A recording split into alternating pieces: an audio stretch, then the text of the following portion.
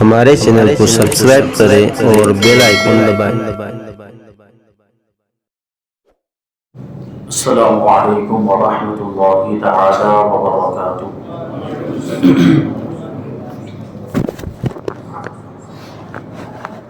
نحمده ونصلي ونسلم على رسوله الكريم، اما بعد فاعوذ بالله من الشیطان الرجیم، بسم اللہ الرحمن الرحیم۔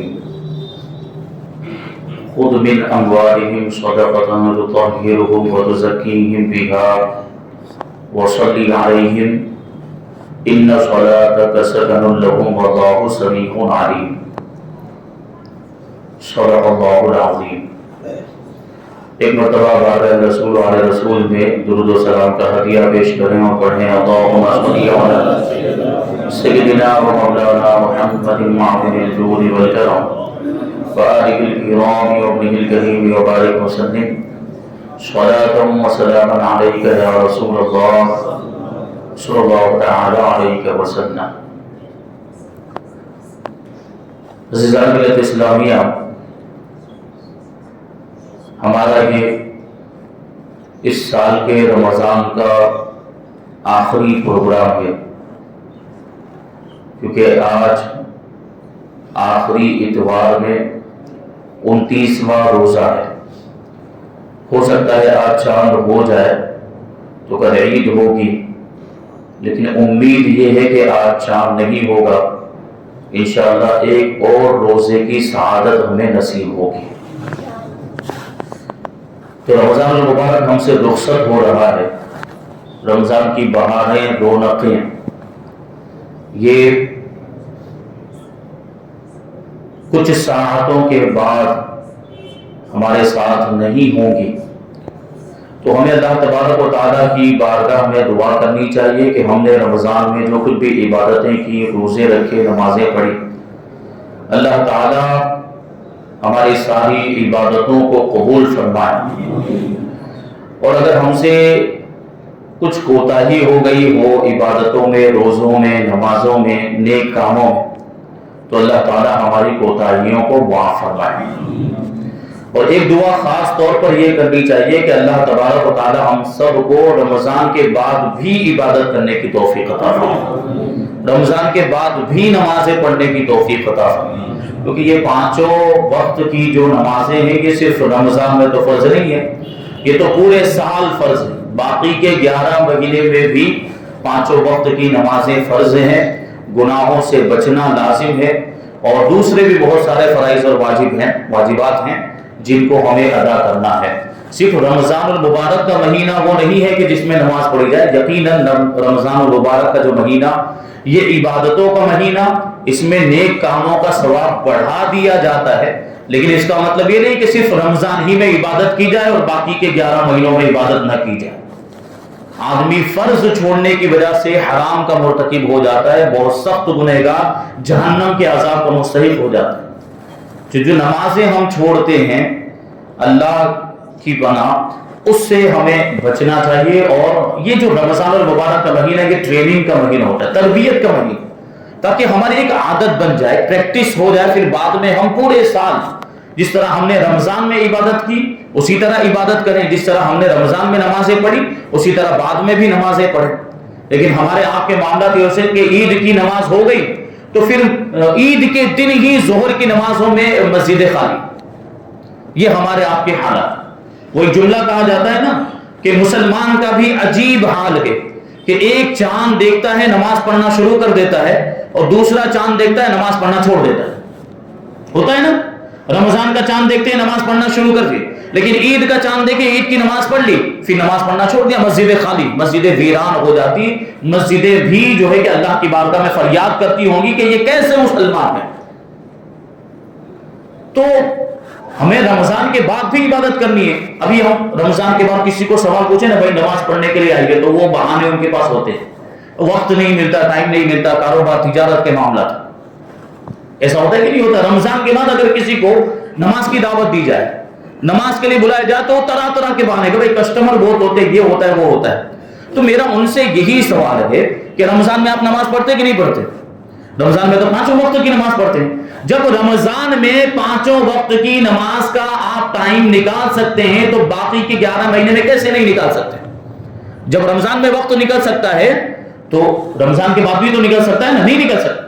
آدمی کو اپنی سوچ بدلنی ہوگی. اگر ہم نے خود ہی سوچ لیا کہ ہم مصروف ہیں, ہم بیزی ہیں, ہمارے پاس وقت نہیں ہے, تو پھر نہیں ہے. لیکن ہم نے اگر ہماری سوچ بنا لی, ہم نے پکا ارادہ کر لیا کہ ہمیں نماز پڑھنی ہے, تو پھر اس کے لیے اللہ تبارک و تعالی اسباب مہیا فرمائے.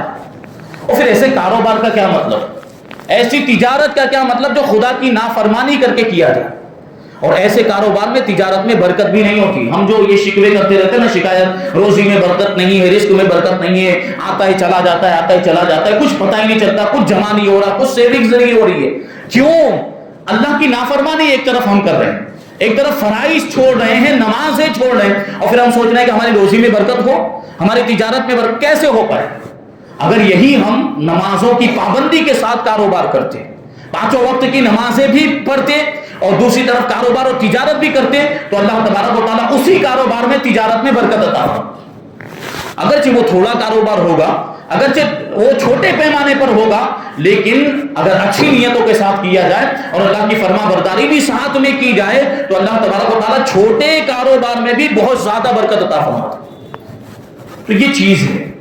تو ہمیں رمضان کے بعد بھی اللہ تبارک و تعالیٰ کی عبادت کرنی, اپنے رب کو یاد کرنا ہے. افسوس کی بات ہے کہ ہمارے پاس اپنے لیے 24 گھنٹے کا وقت ہے. ہم اپنے لیے پورا دن اپنی فکر میں, اپنے اہل و عیال کی فکر میں, بال بچوں کی فکر میں پورا دن ہم اپنے لیے گزارتے ہیں.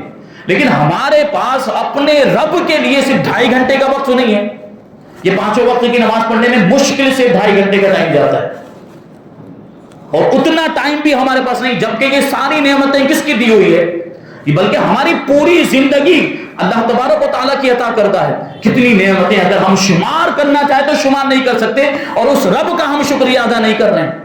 اور شکریہ ادا کرنے کا سب سے بڑا طریقہ کیا ہے آپ کو معلوم ہے؟ نماز, عبادت. وہی ہم نہیں کر رہے. کتنے ناشکرے بندے ہیں ہم کہ نماز پڑھنا چھوڑ دیتے ہیں. اللہ تبارک و تعالیٰ کو ہماری نماز کی کوئی حاجت نہیں ہے.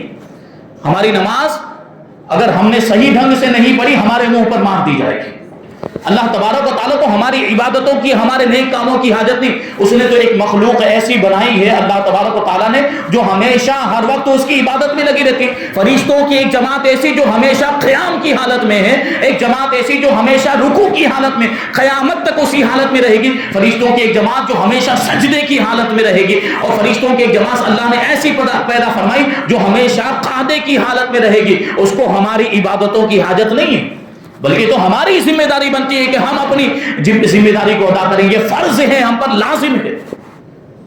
اور پھر ثواب, یہ کہا جاتا ہے رمضان میں ثواب زیادہ ملتا ہے. تو کیا ہم ثواب کی لالچ میں یہ کام کر رہے ہیں؟ ثواب ملے گا تو کریں گے, ثواب نہیں ملے گا تو نہیں کریں گے. اور ایسا تو ہے نہیں کہ اگر ہم رمضان کے بعد عبادت کریں گے تو ثواب نہیں ملے گا. یہ الگ بات ہے کہ رمضان میں زیادہ ثواب ملتا ہے, لیکن بعد میں نماز پڑھیں گے تب بھی تو ثواب ملے گا ہی نا. لیکن ہمیں تو یہ دیکھنا ہی نہیں ہے کہ ثواب مل رہا ہے کہ نہیں مل رہا. یہ تو ہماری ذمہ داری, ہمیں اپنی ذمہ داری ادا کرنی ہے. جیسے مثال کے طور پر سمجھیں ہم کہ اگر کوئی صاحب اولاد ہے تو اس کو کیا کرنا ہے؟ اولاد کی پرورش کرنے کے لیے اولاد کے لیے کماتا ہے, محنت کرتا ہے, اولاد کو کھلاتا ہے, بال بچوں کی تربیت کرتا ہے, اس کے لیے کمانے کے لیے محنت و مشقت بھی کرتا ہے کہ نہیں کرتا.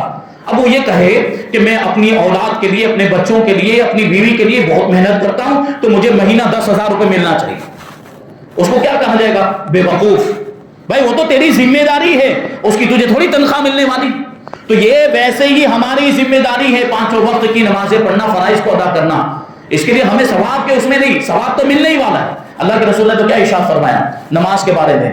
اللہ کے رسول صلی اللہ علیہ وسلم صحابہ اکرام سے پوچھتے کہ بتاؤ کہ اگر کسی شخص کے گھر کے سامنے ایک نہر ہو اور وہ اس نہر میں روزانہ 5 وقت غسل کرے تو کیا اس کے بدن پر کوئی میل رہ جائے گا؟ صحابہ اکرام نے کہا یا رسول اللہ کوئی بھی میل نہیں رہے گا. اللہ کے رسول نے ارشاد فرمایا یہی مثال نماز کی ہے کہ جو شخص 5 وقت کی نماز پڑھتا ہے وہ گناہوں سے ایسے پاک ہو جاتا ہے جیسے آج ہی ماں کے پیٹ سے پیدا ہوا ہے. لیکن پھر بھی ہم توجہ نہیں, اتنا بڑا ثواب. تو عبادت صرف رمضان کے لیے نہیں, عبادت پورے سال کے لیے ہونی چاہیے. وہ میں نے ایک جملہ پہلے بھی کہا تھا کہ اپنی زندگی کو رمضان کی طرح بنا لو تو پھر موت عید کی طرح ہوگی. اگر ہم چاہتے ہیں کہ موت میں آسانی ہو، موت کی سختیوں سے ہماری حفاظت ہو جائے، تو عبادت کریں، نیک کام کریں زیادہ سے زیادہ، تو موت کے وقت ہمیں آسانی ہوگی۔ موت کے بارے میں میں نے پہلے وہاں غوثیہ بیکری کے پاس پروگرام ہوا تھا، اس میں نے بتایا تھا کہ موت کی کیفیت کیسی ہوتی ہے۔ موت کے تعلق سے آپ جانیں، لوگ روایتوں میں آیا ہے کہ اگر مرنے والا واپس آئے دنیا میں اور اس کو بتانے کا موقع ملے کہ موت کے وقت کیسی تکلیف ہوتی ہے، اور وہ دنیا والوں کو بتائے کہ موت کے وقت کیسی کیفیت ہوتی، تو لوگ ہنسنا چھوڑ دیں گے، اتنی زیادہ تکلیف ہوتی ہے۔ لیکن اس وقت آدمی بتا نہیں پاتا، سکرات کے حالت میں بول نہیں پاتا کہ مجھے کیسی تکلیف ہو رہی ہے۔ روایتوں میں آیا ہے کہ موت جب روح قبض کی جاتی ہے تو کیا کیفیت ہوتی ہے، جیسے ایک ریشم کا کپڑا، وہ کتنا نازک کپڑا ہوتا ہے، اس کو ببول کے درخت پر ڈال دیا جائے، کانٹے والا درخت، اور پھر اس کو بڑی تیزی کے ساتھ، بڑی سختی کے ساتھ کھینچا جائے تو ریشم کے کپڑے کی کیا حالت ہوگی، وہ ریزہ ریزہ ہو جائے گا۔ اس سے بھی زیادہ خطرناک کیفیت روح قبض کرنے کی ہوتی ہے، لیکن آدمی بتا نہیں پاتا۔ تو ہمیں اس کی تیاری کرنی کہ نہیں، جو موت کے بعد کی اصل زندگی ہے، ہمیں اس کے بارے میں سوچنا چاہیے کہ دنیا کی زندگی تو 4 دن کی ہے، یہاں یہ دار العمل ہے، یہاں جو عمل ہم نے کیا ہوگا اس کا ہمیں بدلہ ملے گا آخرت میں۔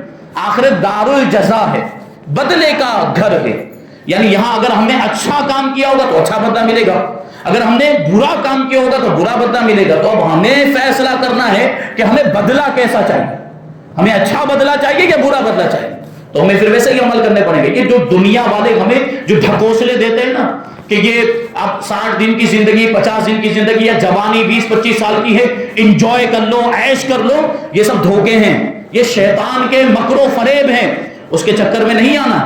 بلکہ نوجوان کو تو اور زیادہ اللہ تعالیٰ کی عبادت کرنی چاہیے، کیونکہ نوجوان کی عبادت اللہ تعالیٰ کو زیادہ پسند آتی ہے، کیونکہ بچہ ہے نابالغ ہے تو اس پر وہ تو شریعت کا مکلف ہی نہیں ہے۔ اور جب بوڑھا ہو جاتا ہے آدمی تو بوڑھے کا تو ویسے ہی دماغ ٹھکانے آ جاتا ہے، اور بوڑھے لوگ تو ویسے ہی عبادت کرنے لگ جاتے ہیں، کیونکہ اب کچھ رہتا ہی نہیں ان کے پاس، شہوت ختم ہو چکی ہے، جوانی کے معاملات نہیں رہے، اب نفسانی خواہشات کے معاملات نہیں رہے، اور پھر وہ پروار جاتا ہے، سب کے بچوں کی شادیاں ہو گئی، اب دوسرے کچھ معاملات نہیں، تو وہ سوچتا ہے چلو عبادت کرنا شروع کر دیں، تو بوڑھے لوگ تو ویسے ہی عبادت کرنے لگ جاتے ہیں۔ اصل عبادت تو نوجوان کی عبادت ہے، اور پھر جب قوم کا نوجوان سدھر جاتا ہے نا تو پوری قوم سدھر جائے گا، کیونکہ بچے تو اپنے بڑوں کو دیکھ کر کاپی کرتے ہیں نا، بچے اپنے سے بڑے نوجوان اپنے بھائیوں کو دیکھ کر، تو بچے تو ان کو کاپی کریں گے، اگر نوجوان نماز پڑھ رہا ہے تو بچے بھی پڑھنے لگ جائیں گے، یعنی سمجھدار بچوں کی بات کر رہا ہوں۔ اور پھر بوڑھے لوگ اگر سدھرے ہوئے نہیں ہیں اور اپنے نیچے والے نوجوان بچوں کو دیکھیں گے تو وہ شرم اور حیا کی وجہ سے وہ بھی سدھر جائیں گے۔ ہمارے سے چھوٹا نوجوان سدھر گیا، ہمارے سے چھوٹا، بلکہ باپ کہے گا میرا بیٹا نمازی بن گیا تو میں کیوں نماز نہ پڑھوں۔ تو اگر نوجوان سدھر جائے تو پوری قوم سدھر جائے گی۔ تو یہ ہمیں توجہ دینے کی ضرورت ہے۔ اللہ تبارک و تعالی ہم سب کو پورا سال عبادت کرنے کی توفیق عطا فرمائے، گناہوں سے بچنے اور نیکیاں کرنے کی توفیق عطا فرمائے۔ تو اگر ہم سے کچھ کوتاہی ہو گئی ہو رمضان مبارک کے مہینے میں تو ہمیں رب کی بارگاہ میں دعا کرنی چاہیے اور اپنی کوتاہیوں کی، گناہوں کی معافی مانگنی چاہیے۔ ابھی شیطان کے اوپر پورا بل نہیں پھاڑنا چاہیے۔ حضرت یہ ابھی تو رمضان میں تو شیطان قید کر دیا جاتا ہے نا، تو اسے نماز پڑھ لیتے ہیں، شیطان کو زنجیروں میں جکڑ دیا جاتا ہے، بند کر دیا جاتا ہے، رمضان کے بعد شیطان کھل جاتا ہے، پھر وہ بہکاتا ہے، اس لیے ہم نماز نہیں پڑھتا، نماز نہیں پڑھ پاتے۔ بھائی صرف شیطان ہی کا قصور نہیں ہے، شیطان کے ساتھ ہمارے نفس کا بھی معاملہ ہے۔ اگر ہم پکا ارادہ بنا لیں نماز پڑھنے کا، عبادت کرنے کا، تو پھر دنیا کی کوئی طاقت ہمیں روک نہیں سکتی۔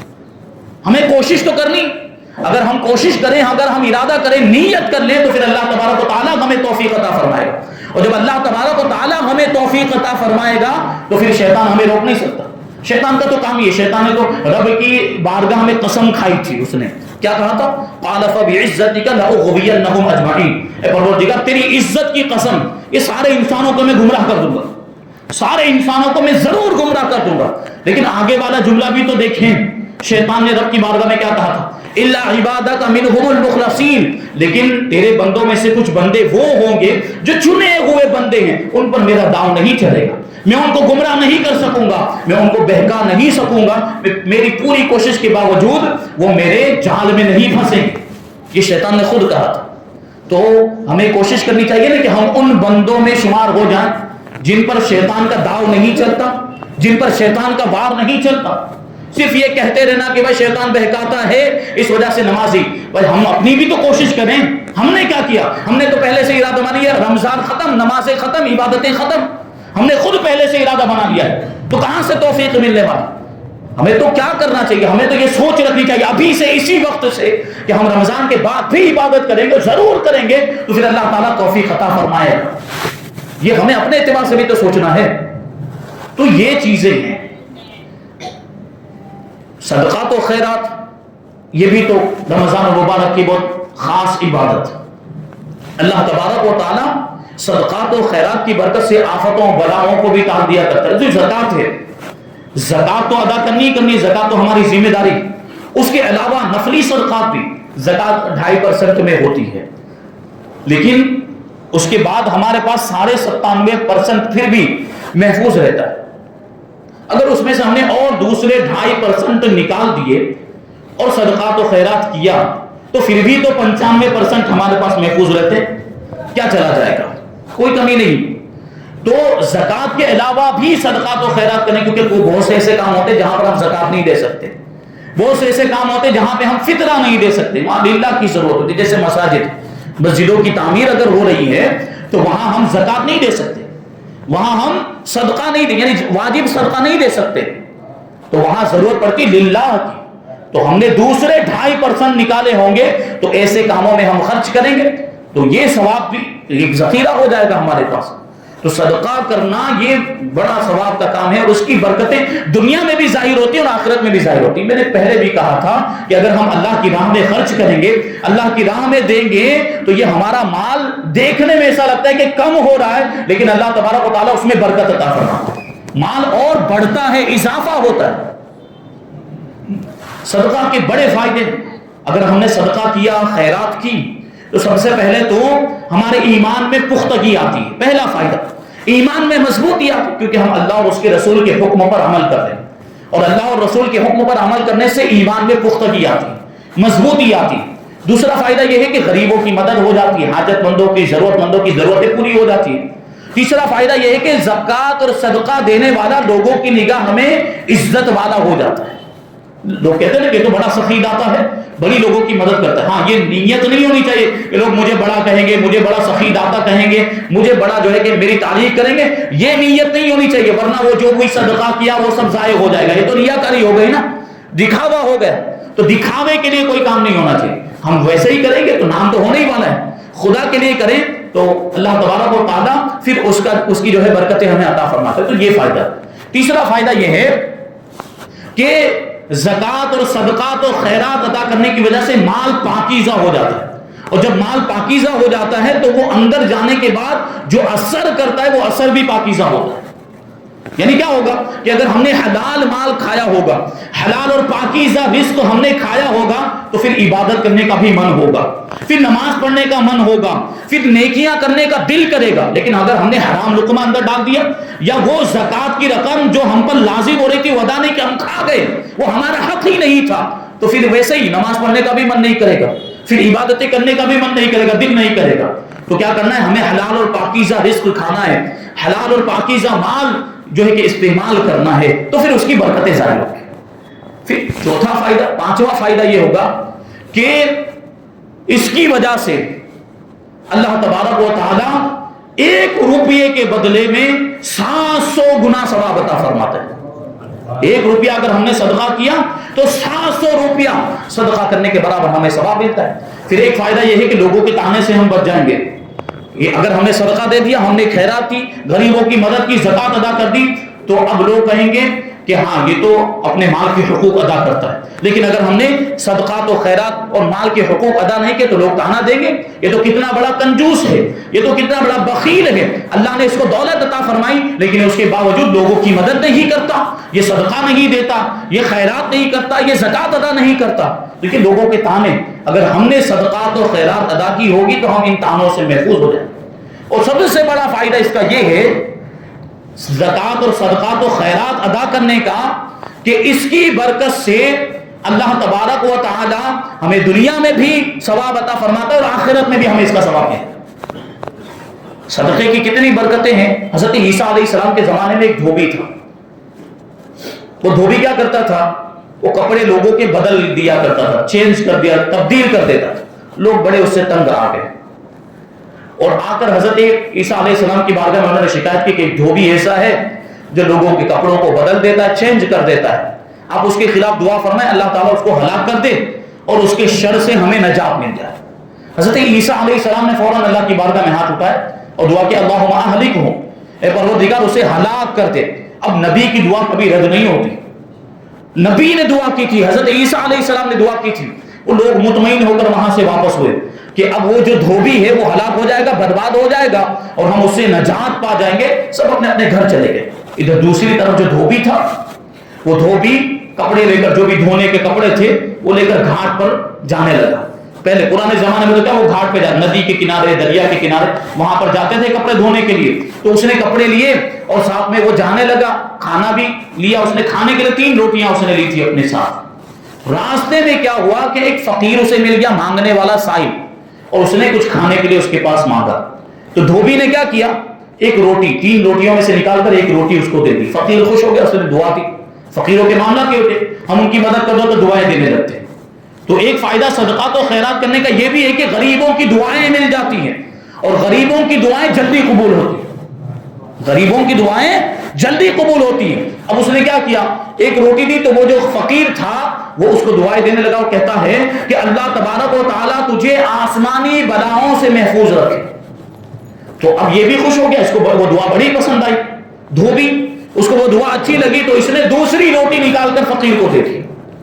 تو اب فقیر نے اور دعا دی کہ اللہ تبارک و تعالیٰ تجھے زمینی بلاؤں سے بھی محفوظ رکھے.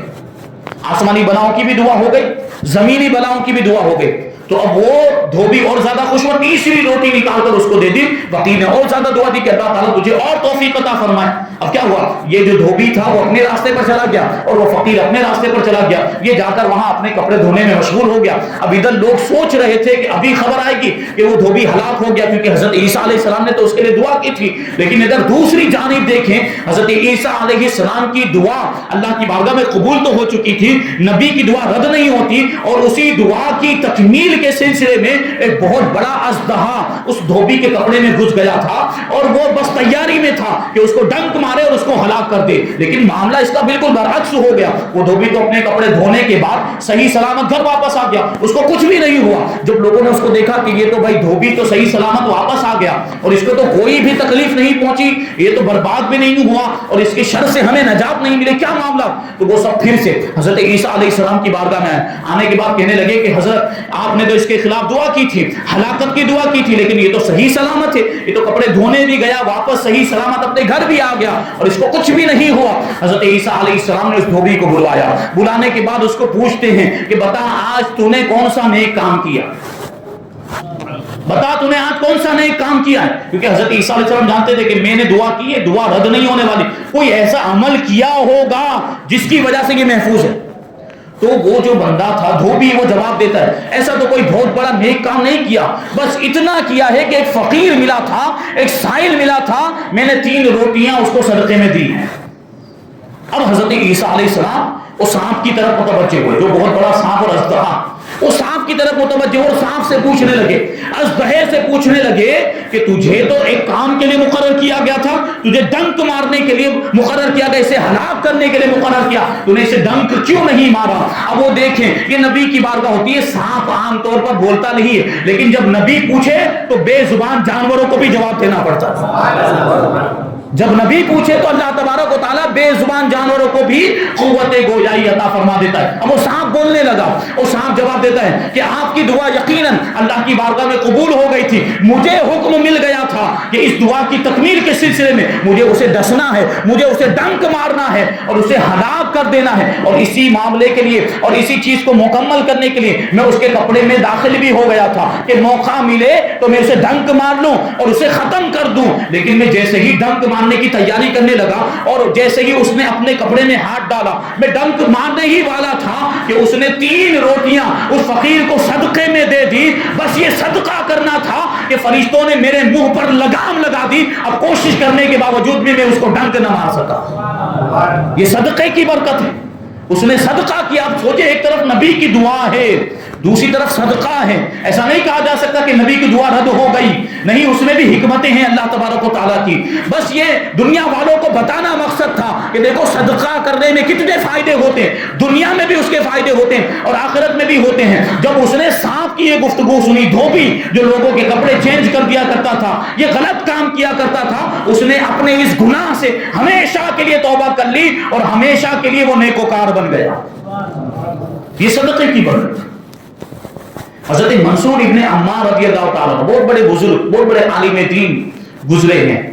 ان کی ایک محفل سجا کرتی تھی، وعظ کی، بیان کی محفل. لوگ آتے بیٹھتے تشریف رکھتے تھے. ایک مرتبہ اسی طریقے سے حضرت منصور ابن عمار رضی اللہ تعالیٰ عنہ تقریر فرما رہے تھے، وعظ فرما رہے تھے. اچانک وعظ کے دوران بیچ میں ایک سائل کھڑا ہو گیا مجلس میں اور حضرت منصور سے کہنے لگا کہ مجھے 4 درہم کی ضرورت ہے، مجھے 4 درہم کی ضرورت ہے. اب یہ اللہ والے ہوتے ہیں، اللہ والوں کے پاس تو کچھ ہوتا نہیں، آپ نے مجلس والوں سے ہی کہا. حضرت منصور ابن عمار رضی اللہ تعالیٰ عنہ نے مجلس والوں سے کہا کہ کون ہے جو 4 درہم اس سائل کو دے دے اور ان 4 درہم کے بدلے میں میرے پاس سے 4 دعائیں لے لے. اللہ والے کے معاملہ تو ایسے ہی ہوتے ہیں، وہ تو یہی ساری چیزیں نا آخرت سے تعلق رکھنے والی چیزیں ان کے یہاں پہ ملتی ہیں. تو دعاؤں کی بات کری. حضرت منصور ابن عمار نے جو اس فقیر کو 4 درہم دے گا میں اس کو 4 دعائیں دوں گا. تو ایک یہودی کا غلام بھی اس محفل کے اندر موجود تھا، وہ کھڑا ہو گیا، فوراً اپنی جیب سے 4 درہم نکالے، وہ فقیر کو دے دیے، سائل کو دے دیے. اب کہتا ہے کہ حضرت مجھے وہ 4 دعائیں دے دیجیے. حضرت منصور کہتے تیری پہلی دعا کیا ہے؟ تو اس نے کہا کہ میں غلام، میں ایک یہودی کا غلام ہوں. اب دعا فرمائے کہ اللہ تبارک و تعالیٰ مجھے غلامی سے آزادی عطا فرما دے. حضرت منصور نے یہ دعا اس کے لیے فرما دی. اب دوسری دعا کے بارے میں پوچھا تو اس وہ غلام کیا کہتا ہے؟ میری دوسری دعا یہ کہ میں غریب ہوں، میں تنگ دست ہوں، میں مفلس ہوں. دعا فرمائے کہ اللہ تبارک و تعالیٰ مجھے مالدار بنا دے، مجھے دولت مند بنا دے، میری غریبی دور ہو جائے. حضرت منصور نے یہ دعا بھی اس کے لیے کر دی. اب تیسری دعا کے بارے میں پوچھا تیری تیسری دعا کیا ہے؟ غلام جواب دیتا ہے میری تیسری دعا یہ ہے کہ میرا جو آقا ہے، میرا جو مالک وہ یہودی ہے، کافر ہے، آپ اس کے لیے دعا فرمائیں کہ اللہ تبارک و تعالیٰ اسے ایمان کی دولت عطا فرما دے. حضرت منصور نے یہ دعا بھی کر دی. چوتھی دعا کے بارے میں پوچھا تو غلام جواب دیتا ہے چوتھی دعا یہ ہے کہ اللہ میری بھی مغفرت فرما دے اور میرے آقا کی بھی مغفرت فرما دے. یہ 4 دعائیں مل گئی اس کو. وہ 4 دعائیں لے کر واپس آیا تو اس کے آقا جو یہودی تھا اس نے پوچھا کہ یہ تاخیر کہاں ہو گئی، اتنا لیٹ کیسے ہو گئے؟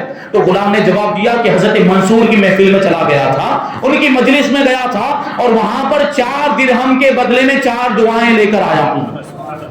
اب وہ یہودی بھی تو بڑا بلکہ جانکر تھا، تو وہ جانتا تھا کہ اللہ والوں کی باتیں الگ ہوتی ہیں، ان کے انداز الگ ہوتے. وہ پوچھنے لگا، وہ یوں نہیں کہتا کہ کہاں بیکار کے کام کرنے کے لیے چلا گیا تھا یہ وہ، تو پہلے سے اس کو کچھ توفیق ملی ہوئی تھی. تو پوچھتا بتا تو صحیح کہ 4 دعائیں کون سی ہیں، کون سی 4 دعائیں تو نے ان کے پاس سے حاصل کی 4 درہم کے بدلے میں؟ تو وہ غلام جواب دیتا ہے کہ پہلی دعا یہ تھی کہ میں غلام ہوں، مجھے غلامی سے آزادی مل جائے. اتنا سننا تھا کہ یہودی فوراً کہتا جا میں نے تجھے آزاد کیا. پہلی دعا قبول ہو گئی. اب دوسری دعا کے بارے میں پوچھا کہ دوسری دعا کیا کروائی؟ وہ کہتا ہے کہ میں غریب ہوں، میں مالدار ہو جاؤں، میں دولت مند ہو جاؤں. فوراً وہ یہودی جو اس کا مالک تھا وہ اندر گیا، 4000 درہم لا کے اپنے غلام کو دے دیا. 4000 درہم اس زمانے کے اعتبار سے بہت زیادہ تھا. مالدار ہو گیا کہ نہیں؟ دوسری دعا بھی قبول. اب یہودی نے تیسری دعا کے بارے میں پوچھا تم نے تیسری دعا کون سی کروائی؟ تو وہ غلام جواب دیتا ہے کہ تیسری دعا یہ تھی کہ اللہ تبارک و تعالیٰ تجھے ایمان کی دولت عطا فرما دے. اتنا سننا تھا کہ فوراً وہ کلمہ پڑھ کے مسلمان ہو گیا. جو یہودی تھا وہ کہتا ہے اشہد ان لا الہ الا اللہ واشہد ان محمدا عبدہ ورسولہ. تینوں دعائیں قبول ہو گئی. اب چوتھی دعا کے بارے میں اس نے پوچھا چوتھی دعا کون سی کروائی؟ تو وہ جواب دیتا چوتھی دعا یہ تھی کہ اللہ تعالیٰ میری بھی مغفرت فرما دے اور تیری بھی مغفرت فرما دے. تو وہ مالک جو تھا وہ جواب دیتا ہے کہ پہلے جو 3 کام تھے وہ تو میرے اختیار میں تھے، تجھے آزاد کرنا میرے اختیار میں تھا، تجھے مالدار کرنا میرے اختیار میں تھا اور کلمہ پڑھ کے مسلمان ہو جانا یہ میرے اختیار میں تھا. لیکن یہ جو کام ہے کہ تیری بھی مغفرت ہو جائے اور میری بھی مغفرت ہو جائے یہ میرے اختیار میں نہیں، یہ تو پروردگار کا کام ہے. ہے. گناہوں کو بخشنا, گناہوں کو معاف کرنا, یہ تو رب العالمین کا کام. میرے اختیار میں جو تھا وہ میں نے کر دیا, اب یہ اس کے اختیار کی بات ہے. دیکھتے ہیں کیا ہوتا ہے. یہ گفتگو کرنے کے بعد دونوں اپنی اپنی آرام گاہ میں چلے گئے, سو گئے. مالک بھی آرام کرنے لگا. خواب میں دیکھتا ہے ایک آواز دینے والا غیب سے آواز دے کر یہ کہہ رہا ہے کہ پروردگار عالم نے جو کام اس کے اختیار میں تھا وہ بھی کر دیا. تو نے اپنے اختیار والے 3 کام کیے, پروردگار نے اپنے اختیار والا کام کیا, تجھے بھی بخش دیا, تیرے گناہ کو بھی بخش دیا. بلکہ حضرت منصور کی مجلس میں اس وقت جتنے لوگ موجود تھے اللہ تبارک و تعالی نے سب کی مغفرت فرما دی.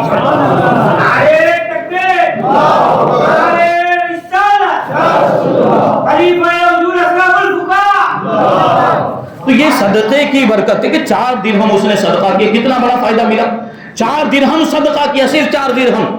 اس کے بدلے میں اللہ نے کتنی نعمتیں, غلامی سے آزادی مل گئی, مالدار بھی ہو گیا, اس کے مالک نے کلمہ بھی پڑھ لیا, اور گناہ سب سے بڑی چیز گناہوں کی مغفرت وہ بھی مل گئی.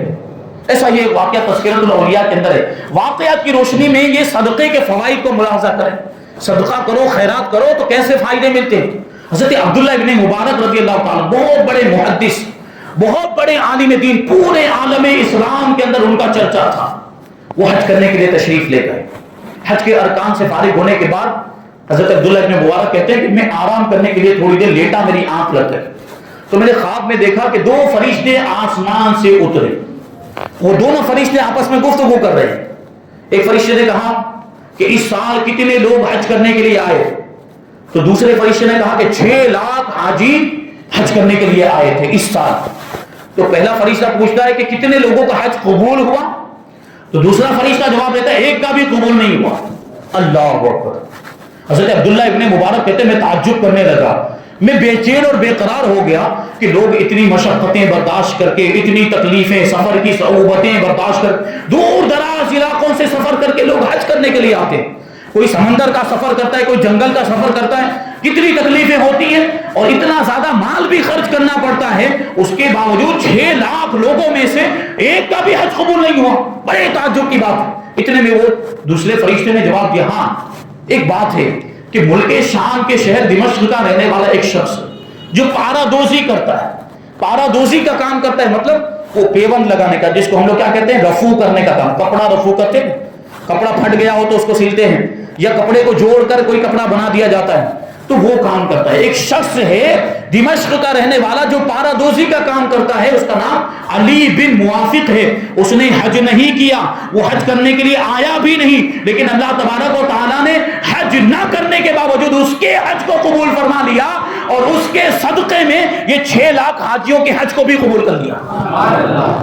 اور ظاہر سی بات, تعجب کی بات تو تھی. حضرت عبداللہ بن مبارک سوچنے لگے یہ علی بن موافق کون ہے, اس سے ملاقات کرنی پڑے گی. تو حضرت عبداللہ ابن مبارک ملک عرب سے سفر کرتے ہیں, مکہ مکرمہ سے سفر کر کے ملک شام جاتے ہیں اس آدمی سے ملاقات کرنے کے لیے جس کا نام علی بن موافق تھا. سوچ رہے تھے کہ معاملہ کیا ہے آخر, کہ اس کو حج نہ کرنے کے باوجود حج کا ثواب مل گیا, اور پھر اس کے صدقے میں یہ 6 لاکھ حاجیوں کا بھی حج قبول ہو گیا. حضرت عبداللہ ابن مبارک ملک شام پہنچے, ملک شام میں شہر دمشق پہنچے, اور دمشق میں اس کے گھر کو تلاش کیا, علی بن موافق کے گھر کو تلاش کیا. اس کے گھر پہنچے اور گھر دروازے پر دستک دی, دروازہ کھٹکھٹایا, اندر سے علی بن موافق نکلا. حضرت عبداللہ ابن مبارک نے پوچھا کون ہیں آپ, تو وہ کہتا ہے میرا نام علی بن موافق ہے. تو وہ پوچھنے لگا آپ کیسے آئے, تو حضرت عبداللہ ابن مبارک کہتے ہیں مجھے تم سے کچھ باتیں پوچھنی ہے, اور انہی باتوں کے تعلق سے دریافت کرنے کے لیے میں تمہارے پاس آیا. تو اس نے کہا کیا باتیں پوچھنی. انہوں نے کہا کہ میں نے خواب میں ایسا ایسا معاملہ دیکھا, 2 فرشتے آپس میں گفتگو کر رہے تھے, اور ان فرشتوں میں سے ایک فرشتے نے یہ بات کہی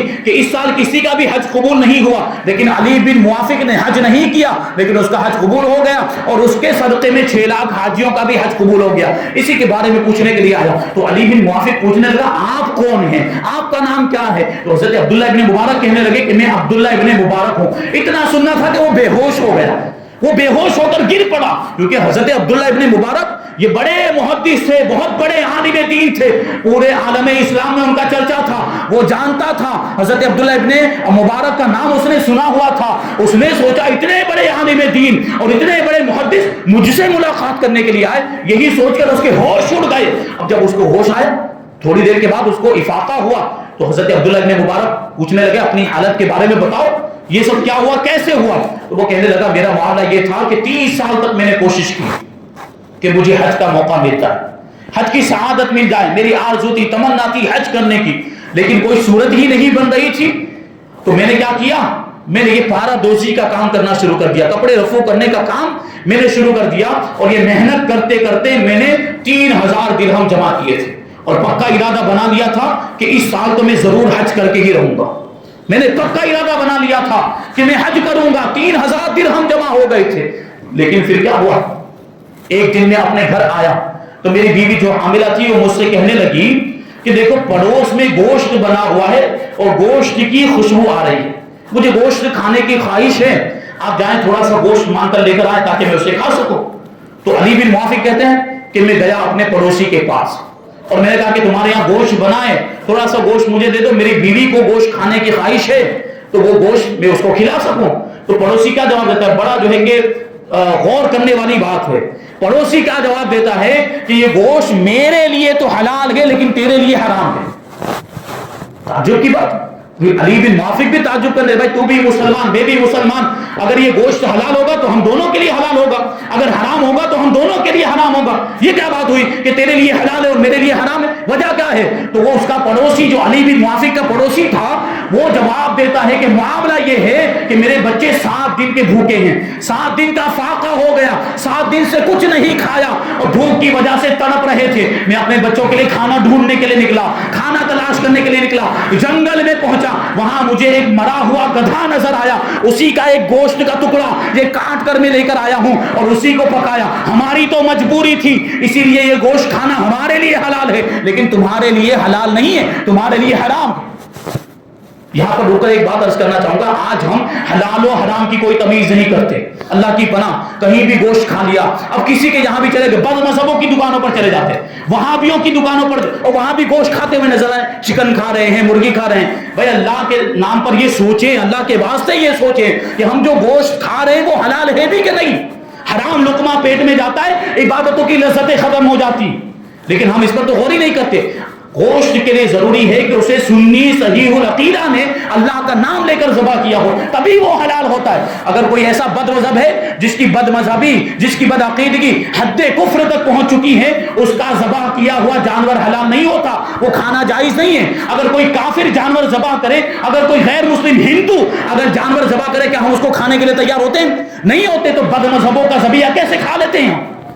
چلے جاتے کسی کی بھی دکان پر اور کوئی تحقیق نہیں، بھائی کیسے ذبح کیا ہوگا اور کیسے جانور کہاں سے لایا، کون سا جانور ہے یہ بھی نہیں پتا اور بس کھا لیا۔ تو ہمیں تحقیق کرنی، بھائی سب سے پہلے تو سنی کی دکان ہے کہ نہیں، وہ ذبیحہ کہاں سے لایا۔ ہاں بہرحال اگر سنی ہے اور وہ سنی تھوڑا ظاہری اعتبار سے باعمل لگتا ہے تو اس کی بات پر بھروسہ کیا جا سکتا ہے۔ اگر وہ کہہ دے یہ صحیح ذبیحہ ہے، بلکہ اگر وہ سنی ہے تو اس کا سنی ہونا کافی، وہاں زیادہ تحقیق کرنے کی ضرورت، لیکن یہ تو دیکھیں کہ وہ سنی ہے کہ نہیں ہے۔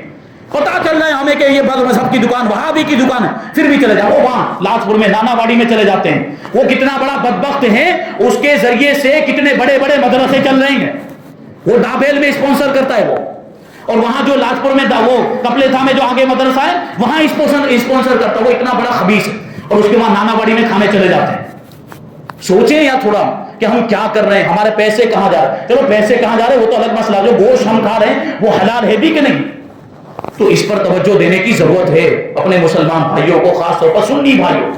تو بات یہ آ گئی کہ اس نے اپنے پڑوسی سے پوچھا تو کہنے لگا کہ یہ گوشت میرے لیے تو حلال ہے لیکن تیرے لیے حرام، تو اس نے وہ جواب دیا۔ تو اب اس کا جو اس نے جب یہ کہا کہ میری جنگل سے مردار گدھے کا گوشت کاٹ کر لایا ہوں، میرے بچے 7 دن کے بھوکے تھے، کھانے کے لیے کچھ بھی نہیں تھا، مجبوری میں یہ گوشت لا کر پکایا گیا ہے، اب وہ علی بن موافق کہتا ہے میرے کلیجے میں جو دل وہ دہل گیا، میں بے چین اور بے قرار ہو گیا، فوراً اپنے گھر آیا، 3000 درہم جو میں نے حج کرنے کے لیے رکھے ہوئے تھے وہ میں لے کر آیا، اپنے پڑوسی کو دیے اور کہا کہ لو اس سے اپنے بال بچوں کی پرورش کرو، اپنے بال بچوں کی کفالت کرو، اور پھر پھر کہتا ہے علی بن موافق حضرت عبداللہ ابن مبارک سے بس یہی میرا حج ہے, اس کے علاوہ دوسرا کوئی کام نہیں کیا. عزیزان ملت اسلامیہ سوچیں, اس نے 3000 درہم کا صدقہ کیا تھا, ایک ضرورت مند کی مدد کی تھی, تو اللہ تبارک و تعالیٰ نے حج نہ کرنے کے باوجود اسے حج کا ثواب عطا فرما دیا, اور اس کے اس صدقے کے بدلے میں 6 لاکھ حاجیوں کے حج کو بھی قبول فرما دیا. تو یہ صدقہ کرنے کی برکتیں ہوتی ہیں. اور دوسری طرف قارون کا واقعہ ہم نے سنا. قارون کو اللہ نے کتنے خزانے عطا فرمائے. حضرت موسیٰ علیہ السلام کے زمانے میں تھا. مختصر میں واقعے کو بیان کر کے بات کو ختم کر دوں گا. پہلے بہت غریب تھا, کچھ نہیں, مال و دولت کچھ بھی نہیں. حضرت موسیٰ علیہ السلام نے اس کے لیے دعا کی اور اس کو علم کیمیا سکھایا, کیمسٹری. اب اس میں کیا ہوتا تھا, وہ رانگ سے چاندی حاصل کر لیتا تھا اور تانبے سے سونا حاصل کر لیتا تھا. خوب مالدار ہو گیا, خوب خزانے جمع ہو گئے. اب حضرت موسیٰ علیہ السلام کی شریعت میں زکوٰۃ کا حکم نازل ہوا, زکوٰۃ ادا کرنی.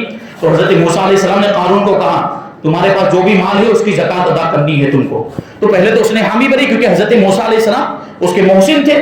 حضرت موسیٰ علیہ السلام نے اس کے لیے دعا کی تھی, اور حضرت موسیٰ علیہ السلام ہی اسے غربت کے اندھیروں سے دولت مندی کے اجالوں میں لے کر آئے تھے.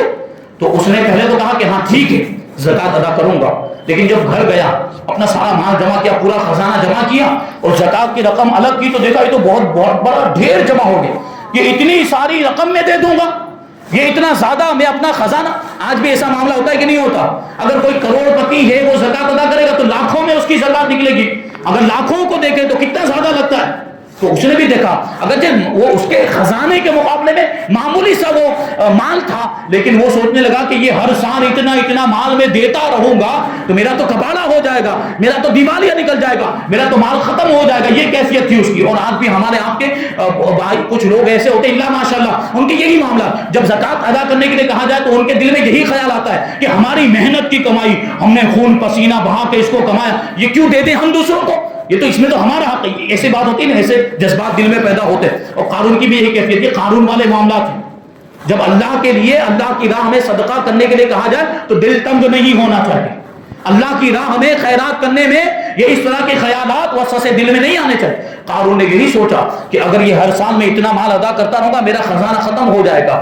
تو اس نے سوچ لیا کہ اب زکوٰۃ نہیں دوں گا میں.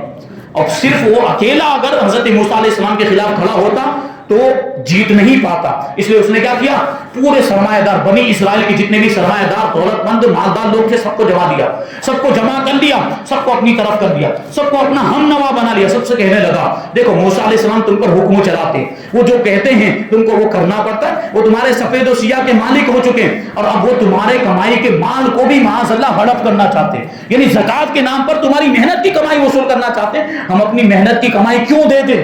تو وہ سب اس کے ساتھ ہو کر کہنے لگے آپ ہمارے سردار, آپ جو کہیں گے, آپ جو حکم دیں گے وہی ہم کریں گے. تو قارون نے کیا کیا, ایک عورت کو بلایا, ایک بد چلن عورت کو بلایا اور اسے حضرت موسیٰ علیہ السلام پر الزام لگانے کے لیے بھیجا. اس کو لالچ کی کہ اگر تم نے حضرت موسیٰ علیہ السلام پر الزام لگایا تو ہم تجھے 1000 اشرفی انعام کے طور پر دیں گے, اور اس کے علاوہ بھی بہت کچھ انعام دیا جائے گا. اور وہ عورت تو فاحشہ تھی, وہ حضرت موسیٰ علیہ السلام پر الزام لگانے کے لیے تیار ہو گئی. ادھر قارون حضرت موسیٰ علیہ السلام کے پاس گیا اور جا کر کہنے لگا کہ بنی اسرائیل جمع ہو گئے ہیں, آپ کا وعظ سننا چاہتے ہیں, آپ کا بیان سننا چاہتے ہیں, آپ تشریف لائیں. وہ انتظار کر رہے ہیں اور خطبہ ارشاد فرمائے, وعظ کرے. حضرت موسیٰ علیہ السلام قارون کے کہنے پر باہر تشریف لائے اور خطبہ ارشاد فرمانا شروع کر دیا. اللہ کی حمد و ثنا کرنے کے بعد حضرت موسیٰ علیہ السلام نے کہا کہ اگر کوئی چوری کرے تو اس کی سزا یہ ہے کہ اس کا ہاتھ کاٹ دیا جائے, اور اگر کوئی جھوٹی تہمت لگائے تو اس کی سزا یہ ہے کہ اس کو 80 کوڑے لگائے جائے, اور اگر کوئی غیر شادی شدہ اگر زنا کر لیتا ہے تو اس کی سزا یہ ہے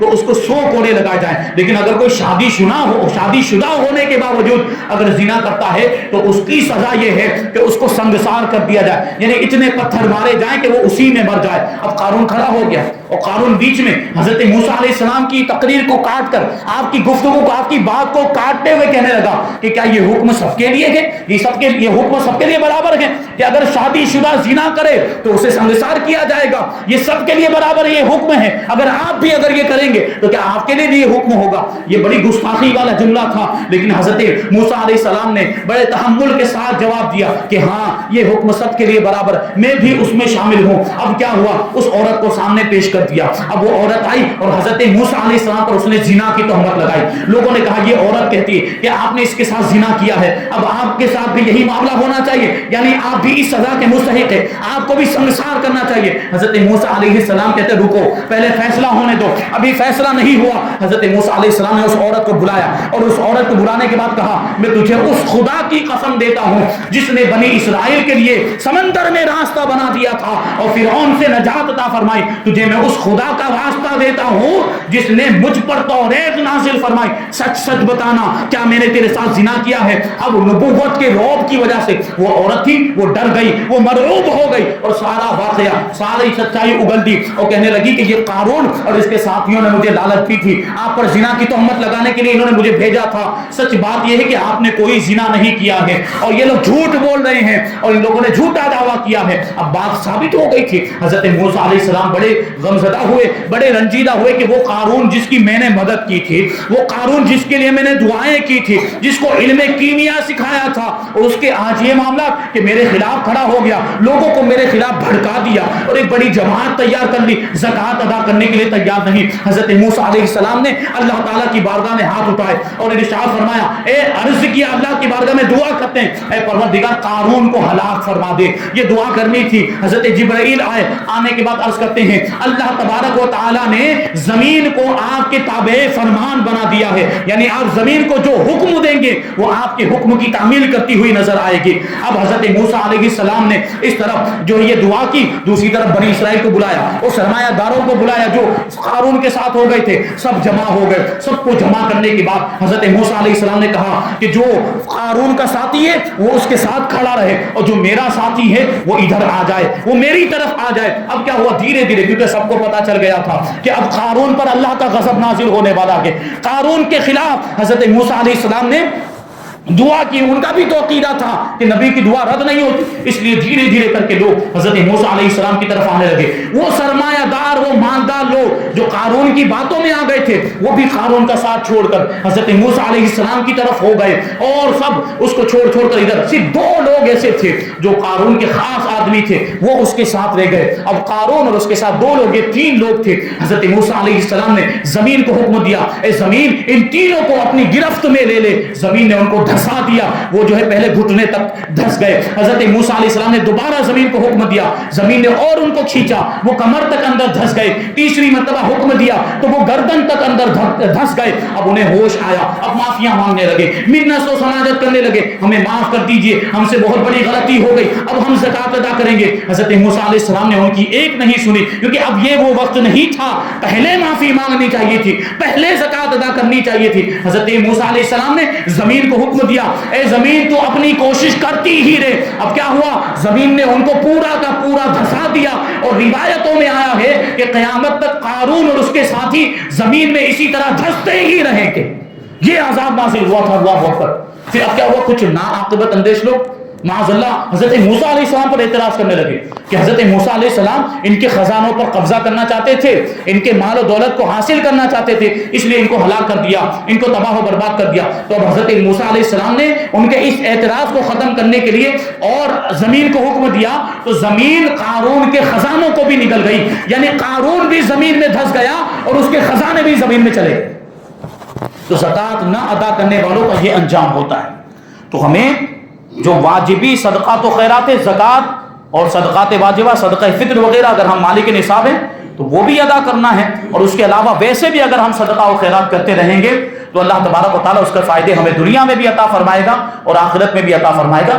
بس ہمیں یہ سوچ رکھنی ہے کہ ہمیں صرف رمضان میں عبادت نہیں کرنی, ہمیں رمضان کے بعد بھی عبادت کرنی ہے. اللہ تبارک و تعالیٰ ہمیں رمضان کے بعد بھی پانچوں وقت کی نمازیں ادا کرنے کی توفیق عطا فرمائے, نیکیاں کرنے کی توفیق عطا فرمائے, اور گناہوں سے بچنے کی توفیق عطا فرمائے. ہماری پوری زندگی کو اللہ تعالیٰ رمضان کی طرح بنا دیں. وما علینا الا البلاغ.